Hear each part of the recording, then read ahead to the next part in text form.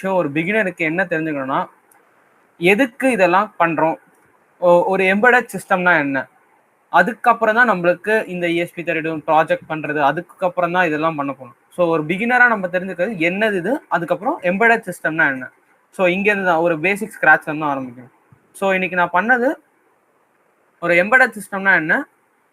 ஒரு difference between ப்ராசஸருக்கும் கண்ட்ரோலருக்கும் என்ன difference, அதுக்கப்புறம் நம்ம பார்க்க போற ESP8266 மாடியூலை பத்தி, அதுக்கப்புறம் ஒரு project. So okay so first embedded சிஸ்டம்ன்றது என்னன்னா, நம்ம வந்து கம்ப்யூட்டர்ஸ்லாம் யூஸ் பண்ணியிருப்போம். பேசிக்கலி ஒரு கம்ப்யூட்டர் யூஸ் பண்ணுறோம்.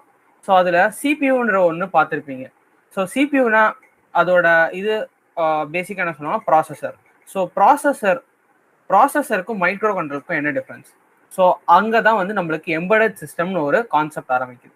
So ப்ராசஸரும் micro கண்ட்ரோலரும்